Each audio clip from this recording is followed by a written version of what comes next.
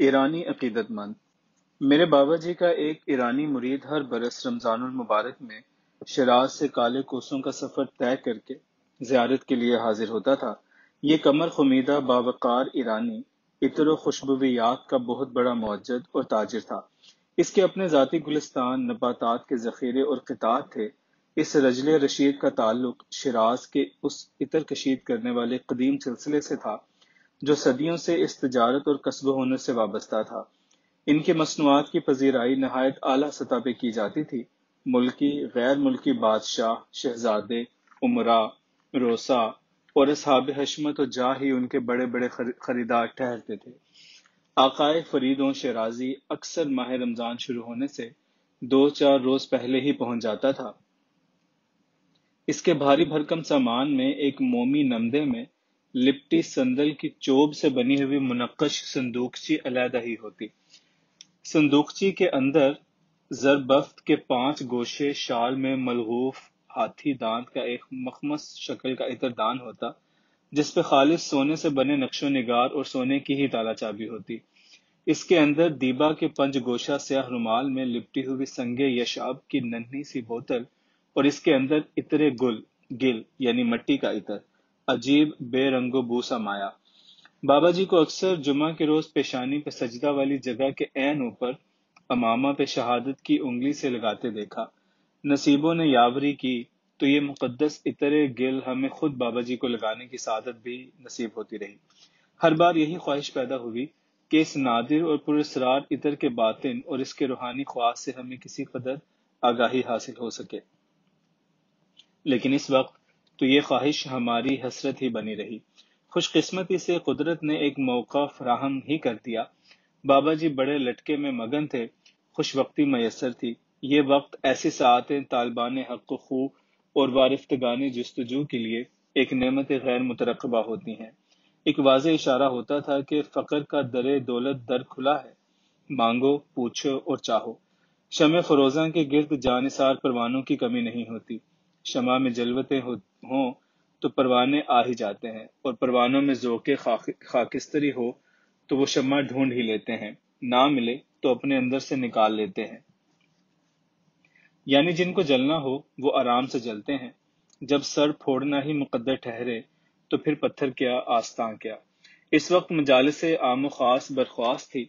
مجھ سمیت 3 خدام خاص حاضر باش تھے۔ 2 تو پاؤں دبا رہے تھے اور میں کاندھوں کو پولے پولے ہاتھوں سے سہلا رہا تھا۔ بلا ارادہ میرے منہ سے موتی سی ایک بات نکل گئی۔ بابا جی پسند فرمائیں تو سر کی چادر پہ ہلکا سا عطر لگا دوں، مزاج مزید خوشگوار ہو جائیں گے۔ میں چونکہ پشت مبارک کی جانب بیٹھا تھا، اس لیے مجھے بابا جی کے چہرے پہ آئے ہوئے کسی تاثر کا علم نہ ہو سکا۔ بات تو میں کر چکا تھا، جواب ندارت۔ پاؤں دابنے والوں کی جانب دیکھا، دونوں سر جھکائے پاؤں دابنے میں مگن تھے۔ وہ ویسے بھی چپ کی لگن والے تھے اور میں بڑ بولا بکواسی، ہر وقت کاگا کی کیا کیا کیوں کیوں کرنے والا۔ کبھی کبھی تو میں اپنی بک بکیے والی عادت سے خود ہی عاجز آ جاتا تھا۔ ایسے ایسے سوال پوچھ بیٹھتا کہ جواب دینے والے یہ سوچنے لگتے کہ یہ بلونگڑا جواب سننے سمجھنے کا متحمل ہے بھی یا نہیں۔ وہ میرے بارے میں کیا رائے قائم کرتے یہ تو مجھے معلوم نہیں، لیکن میری اس اچھی بری عادت سے ایک فائدہ ضرور ہوا، میرے علم اور معلومات میں بے پناہ اضافہ ہوا، خود اعتمادی بڑھی، علم و کلام و بیان کی ترویج ہوئی، سوچ سمجھ اور عمل میں استحکام پیدا ہوا۔ اب یہاں بھی بنا سوچے سمجھے منہ سے بات نکال کر پچھتا رہا تھا، کیونکہ ابھی تک جواب نہیں ملا تھا۔ لگتا تھا کہ جیسے بابا جی کی خوش وقتی اور شگفتگی میں کچھ خلل واقع ہوا ہے۔ اندر سے کلیجہ پنکھے کی طرح کانپنے لگا۔ مختلف خدشات کے سانپوں نے پھن اٹھانے شروع کر دیے۔ میرے ساتھ کچھ ایسے ہی ہوتا چلا آیا ہے کہ بلا سوچے سمجھے وقت بے وقت جو بھی منہ آتا پوچھ بیٹھتا۔ کہیں بدگمانی اور بے صبری کا مظاہرہ ہو جاتا، کبھی اپنی ذات اوقات سے چنداں بڑھ کر بات منہ سے نکل جاتی اور بعد میں پچھتاوا رنگ لاتا۔ یہی کچھ ابھی بھی مجھ سے سرزد ہو چکا تھا۔ میرے تجربے میں آیا ہے کہ تردد، خوف و اندیشہ، یہاں تک کہ سوچ و بچار، خیالات اور وساوس بھی ایک سریع الاثر بجلی کی رو کی طرح ہوتے ہیں۔ میرے ایسے بے صبورے بے علمے چونکہ اپنی کم ظرفی کے ہاتھوں ارتھ ہوتے ہیں، اس لیے فوراً انہیں جھٹکے لگنے شروع ہو جاتے ہیں۔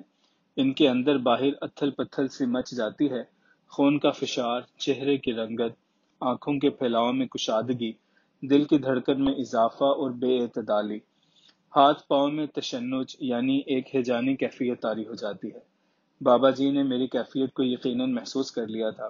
میرے ہاتھ کی پشت پہ اپنا دست شفقت رکھ کر فرمایا، استغفر اللہ، یہ کیا تم نے چکی سے چلا رکھی ہے؟ دھڑ دھڑ، کیا اپنے اندر پتھر کوٹ رہے ہو؟ گلے شبو۔ بابا جی نے پاؤں دابنے والوں کو اشارے سے رخصت فرماتے ہوئے مجھے کمرے کے اندر سے گلے شبو یعنی عطروں والی صندوقچی باہر لانے کا حکم دیا۔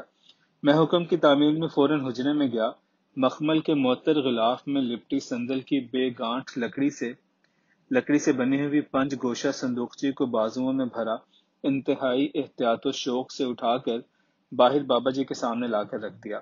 بابا جی کے حکم کے اشارے سے میں نے بسم اللہ پڑھ کر غلاف علیحدہ کیا۔ سونے کی چابی ایک ریشمی ڈوری سے بندھی صندوقچی کے شکمی تالے میں ہی پڑی ہوئی تھی۔ چابی گھمائی، مسجد کے گنبد جیسا ڈھکن اٹھایا، اندر چھوٹے چھوٹے مخمس خانے بنے ہوئے تھے جن میں روئی پڑی ہوئی تھی۔ مختلف جسامتوں اور رنگوں والی شیشیاں بھی مخمس یعنی 5 گوشوں والی تھیں۔ آج ہی میرا پہلا موقع تھا کہ میں صندوقچی اٹھا کر لایا تھا اور خود ہی کھولا تھا۔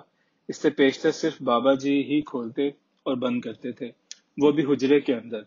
باہر صرف عطر کی شیشی ہی لائی جاتی تھی۔ سرکار بابا جی اپنے امامہ پہ عطر خود لگاتے یا کبھی کبھی مجھے بھی یہ سعادت نصیب ہوتی، مگر آج تو کمال ہی ہو گیا تھا۔ عطور کی صندوقچی کھلی ہوئی میری ناک کے نیچے پڑی ہوئی تھی اور میں بابا جی کے اگلے حکم کا منتظر تھا۔ ہم بابا جی کے سامنے سر نہوڑ کر قادے کی حالت میں بیٹھا کرتے تھے، آنکھیں روبرو، ہاتھ ناف پہ باہم بندھے ہوئے۔ کیا مجال جو ذرا سی بھی جنبش یا حرکت ظہور پذیر ہوتی، پاؤں سن ہو جائیں یا خون کی روانی سست پڑ جائے، گھٹنے ٹخنے سوج جائیں یا نس پہ نس سواری کر بیٹھے، چاہے جو بھی ہو، آسن میں جنبش اور محویت میں خلل واقع نہیں ہوتا تھا۔ تزکیہ نفس کے ضمن میں ایسی ابتدائی مشق صاحبان ذوق و شوق کے لیے بڑی ممد ثابت ہوتی ہے۔ یہ یوگا اور مراقبات، ریاضتیں، مجاہدے، چلے، مختلف عبادات اور نشست و استادگی کے آسن، یہ سب تزکیہ نفس اور تسخیر ذات کے منزل کی سنگ میل ہیں۔ میں اسی مراقبے کے آسن میں سامنے عطور کی صندوقچی کھولے بابا جی رحمت اللہ علیہ کے اگلے حکم کا منتظر تھا۔ انتظار حکم میں بڑی سی سجلت سے ساعتیں بیت گئیں، نامعلوم نامحسوس سا غبار جیسے میرے دل و دماغ پہ چھاتا جا رہا تھا۔ میرا مادی جسم جیسے آہستہ آہستہ کافور کی مانند تحلیل ہو رہا تھا۔ آنکھیں، نتنے، ناک کی جڑ، لبوں کے کنارے، ابرو اور کان کی لویں، کن پٹیاں، جیسے ان کے جوڑ کھل گئے ہوں، یہ اعضاء پھیلتے جا رہے ہوں۔ سر پہ مساموں نے بالوں کی جڑیں چھوڑ دی تھیں۔ دماغ سن ہوا، پھر آنکھیں مند گئیں۔ جسم کا پہلوان چاروں شانے چت بیچ اکھاڑے میں پڑا ہوا تھا۔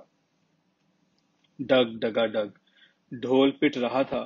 سر پہ بڑا سا کالا پگڑ باندھے خلیفہ جی چاروں جانب گھوم گھوم کر مٹھیاں بھر بھر تازہ تازہ سوندھی سوندھی مکھن ملائی کی طرح نرم و ملائم مٹی میرے جسم پہ ڈال رہے ہیں۔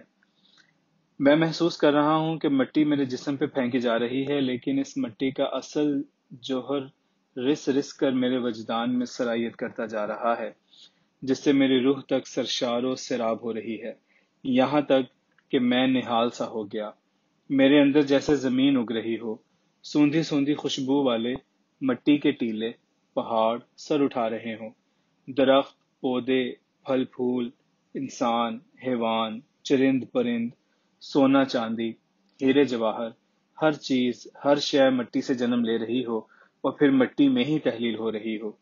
کالے پگڑ، گمبھیر مونچھوں، جوگیا رنگ کا کرتا، سفید تہبند اور سرخ چادر والے خلیفہ جی نے پھر ایک بڑا سا مٹکا پانی کے قلزم سے بھرا ہوا میرے مٹی مٹی گوندے ہوئے جسم اور پیاس سے تڑفے ہوئے جسم پہ پتلی دھار ڈالا۔ غبار اور دھواں دھند سا اٹھا اور پھر آہستہ آہستہ پانی کا جوہر غبار میرے وجدان میں اترنے لگا، حتیٰ کہ میری روح تک جا پہنچا۔ پھر مجھے یوں لگا جیسے یہ میں اور معبد جو بھی ہیں، سب کچھ پگھل کر قطرہ بقطرہ، لہر بلہر، موج در موج، ایک بحر بے کنار سے ہم کنار ہو رہے ہیں۔ کئی صدیاں، کئی قرن میرے اسی منزل میں بیت جاتے ہیں۔ ہر بوٹا پتا، مرد و زن، مسجد و معبد، پرند چرند، وحوش و آبی مخلوق، سیاہ و سفید، سب کچھ پانی پانی ہو جاتا ہے۔ کچھ بھی تو باقی نہیں بچتا، جز ایک چمکتے ہوئے تابندہ سورج کے، جو نصف النہار پہ اپنی پوری تابانیوں سے جلوہ افروز ہوتا ہے۔ یکایک اس کی دل افروز تمازت میں تندی سی زر آتی ہے، یہاں تک کہ پانی بخارات کی صورت اڑنا شروع ہو جاتا ہے۔ ہر جاندار اور بے جان جل جھلس کر راکھ میں تبدیل ہو کر عنقا ہو جاتا ہے۔ پھر کئی زمانے اسی جلن جھلس میں بیت جاتے ہیں۔ اتنے میں ایک پرانی سی پروائی باغ عدن سے اٹھلاتی ہوئی کہیں رستہ بھول کر ادھر راہ پہ آ جاتی ہے۔ مجھے ایک تیز سی مہک کا شدت سے احساس ہوتا ہے۔ ایک بھرپور سی چھینک آہنگ کا رنگ اڑاتی ہوئی ابھرتی ہے۔ میرے منہ سے فوراً الحمدللہ نکلتا ہے۔ رودر خلیفہ جی یرحمک اللہ سے جواب دیتے ہیں۔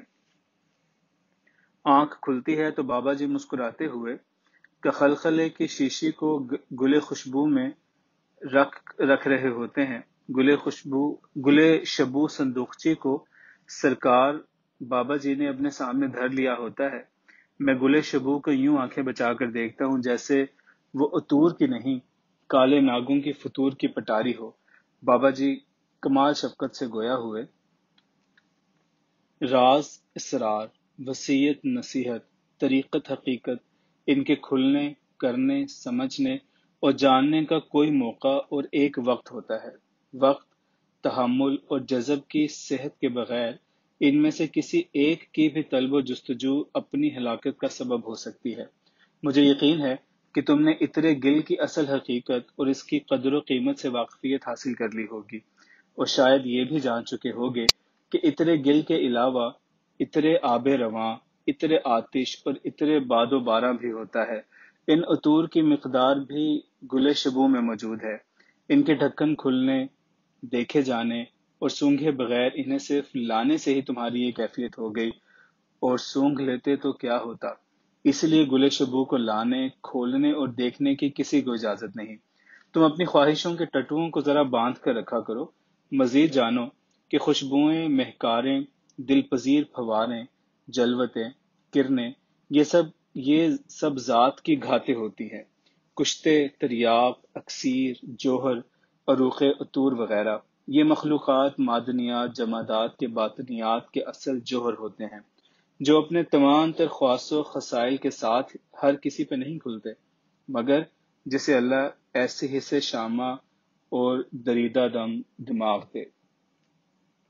بات انسان کی باطنی نفیس و جمیل حصوں کی ہو رہی تھی کہ میں جب ہلکی سی نیند لے کر بیدار ہوا تو عروسہ شام نے اپنی عنبرین زلفیں جھٹک کر پریشان سی کر دی تھی۔ ایک شعر ذہن میں جگنوں کی مانند چمکنے لگا ہے۔ یہ کہہ کر ستم گر نے زلفوں کو جھٹکا، بہت دن سے دنیا پریشان نہیں ہے۔ شام کا وقت، آسمان کا لہو لہو دامن، ہر جانب ایک چل چلاؤ کا عالم، تھکے ہوئے پرندوں کی بوجھل سی واپسی کی پروازیں، ان کی کرب میں اتری ہوئی چیخیں، اور اس پہ مستزاد لوٹے لیتا ہوا سمندر۔ جزیرے کے ارد گرد اور نزدیک کسی گورستان میں قبروں پہ لرزتے ہوئے دیپوں کی جھلملاتی ٹمٹماتی ہوئی جہازوں، بادبانی کشتیوں کی نیلی پیلی سرخ روشنیاں، اور اس پہ ستم کہ جیکب کا کہیں نام و نشان نہ تھا۔ کافی دیر میں تخت دراز پہ نیم دراز سا دائیں بائیں اور سامنے کی چوپٹ کھلی کھڑکیوں سے شام کی اداسی، اپنی تنہائی اور ہولے ہولے جاگتے ہوئے سمندر کی ششکاریوں سے چشم پوشی کرتا رہا۔ آخر اٹھتے ہی بنی، ہلکی اٹھک بیٹھک کی۔ جب سستی ذرا دور ہوئی تو وضو کر کے نماز ادا کی۔ اب تخت دراز پہ بیٹھا بیٹھا سوچ رہا تھا کہ یہ جیکب کہاں مر گیا ہے۔ اگر اسے کہیں جانا ہی تھا تو مجھے بھی جگا کے ساتھ لے لیتا۔ وقت دیکھا تو احساس ہوا کہ یہ وقت تو شام کے کھانے کا ہے۔ یقیناً وہ کھانے کے لیے چلا گیا ہوگا، لیکن کھانا تو مجھے بھی کھانا ہے۔ سوچا کہ چلو وہیں مادام آبیرا کے فارم ہاؤس پہ چلتے ہیں، کھانا اور جیکب دونوں وہیں پہ مل جائیں گے۔ باہر اور اندر اب اندھیرا اور خنکی بڑھ چکے تھے۔ بتی روشن کرنے کی غرض سے دروازے کے پاس آیا تو دروازے کی پشت پہ ایک سفید کاغذ چسپاں دکھائی دیا۔ کاغذ اتارا، بتی روشن کی، وہیں کھڑے کھڑے پڑھنا شروع کیا۔ جیکب نے لکھا تھا: پیارے خان، تم بڑی گہری اور میٹھی نیند سوئے ہوئے تھے۔ تمہارے سریلے اور غنائیت بھرے دل نواز خراٹے، نیم و منہ اور آنکھیں، چہرے پہ کھلی ہوئی آسودگی اور معصومیت دیکھ کر یقین کرو، چاہنے کے باوجود تمہیں جگانے کی جرت نہ کر سکا۔ تم شاید جانتے ہو کہ سکون کی میٹھی نیند سوئے ہوئے کو جگانا ایک اچھے یہودی کو زیب نہیں دیتا۔ سوئے ہوئے انسان کی روح اپنے پرانے ساتھیوں سے ملنے کی غرض سے عالم برزخ میں اتر جاتی ہے یا کہیں سیر و تفریح کے لیے نکل جاتی ہے، لہٰذا میں تمہارا اور تمہاری روح دونوں کا گنہگار نہیں بن سکتا تھا۔ میں نے آج دوپہر جو قصہ تمہیں سنجیدگی سے سنانا چاہا اور جسے تم اپنی غیر سنجیدہ رویے کی وجہ سے مکمل طور پر سن نہیں سکے، اگر اسے سن لیتے تو جہاں تم میرے اور آنٹی بیرے ڈیوڈ کے بارے میں بہت کچھ جان لیتے، وہی مجھے بے پناہ سکون اور تسلی کا سہارا بھی مل جاتا، اور ساتھ ہی تمہیں یہ بھی معلوم ہو جاتا کہ میں آج اس وقت کہاں اور کیا کر رہا ہوں۔ خیر، میں اس مختصر سے نوٹ میں صرف تمہیں اس قدر ہی بتا سکتا ہوں کہ آج چاند مکٹ کی رات ہے، آنٹی کی خاص عبادت کی رات، جس کے لیے وہ پورا مہینہ تیاری کرتی ہے۔ اس رات عبادت یا ریاضت کے مختلف مراحل پہ مجھے آنٹی عبیرے ڈیوڈ کی معاونت میں مستعد رہنا پڑتا ہے۔ تفصیل کا یہ موقع نہیں ہے۔ رات کا کھانا باورچی خانے میں گرم رکھا ہوا ہے، باورچی خانے چلے جاؤ، ملازم تمہارا انتظار کر رہا ہوگا۔ واپس آ کر اطمینان کی نیند سو جانا، صبح ملاقات ہوگی۔ ضروری نوٹ: جزیرے کے شمالی حصے کی جانب جانا سختی سے منع ہے، وہ حصہ غیر محفوظ اور خطرناک بھی ہے۔ جیکب۔ لعنت ہو تم پر! میں نے غصے میں رکے کا گولا بنا کر دروازے سے باہر پھینک دیا۔ میں دروازے کی چوکھٹ کے بیچ دونوں اطراف بازو پھیلا کر کھڑا تھا۔ سامنے گہرا سبز رنگت مائل سیال سمندر کسی بکھرے ہوئے دیو کی مانند کروٹیں بدل رہا تھا، جیسے وہ لہجہ بہ لہجہ نامحسوس انداز سے آگے بڑھتے ہوئے شفتالوں کے پتے جیسے ان ننھے سے جزیروں کو یوں ہڑپ کر لے گا، جس طرح ساون بھادو کی شروعات میں ٹرٹراتے سینے سے غبار نکالتے ہوئے بے ہنگم سے مینڈک تل چٹوں اور برساتی مچھروں کو آگے بڑھ بڑھ کر ہڑپ کر جاتے ہیں۔ لیلائے شب آہستہ آہستہ اپنا معشوقی رنگ گھول رہی تھی۔ سمندری ہوا نے بھی دھیرے دھیرے اپنے بادبان کھول دیے تھے۔ ستارے ٹکے سرمئی آنچل کی اوٹ سے پونم کے ماہ کامل نے ابھی ہلکی سی جھلکی ہی دکھائی تھی کہ ماحول نور کے دودھیائی غبار سے بھیگ سا گیا۔ ایک چھناکے سے میرے وجدان کے تمپورے کی تنی تار کو ایک خوشبو کا لہر یا مضراب بن کر چھیڑ گیا۔ تنی تار کی جھنجھلاہٹ کی باز گشت جب ایک سحر بن کر میرے اعصاب پہ چھانے لگی تو مجھے بابا جی والی عطروں کی پنج گوشہ صندوقچی گلے شبو یاد آ گئی۔ پھر عطرے گل، عطرے باد و بارہ، عطرے آب رواں جیسے 30-32 برس بعد گلے شبو کا ڈھکنا بابا جی نے کھول دیا ہو۔ سمندر کی ایسی بےکلی اور بے چینی دیکھ کر مان مجھے یاد آیا کہ آج تو چاند مکٹ کی رات ہے، ماہ کامل یعنی 14ویں کے چاند کی رات۔ آج کی رات تو سمندر پاگل ہو جاتا ہے، خوب جوار بھاٹا لاتا ہے۔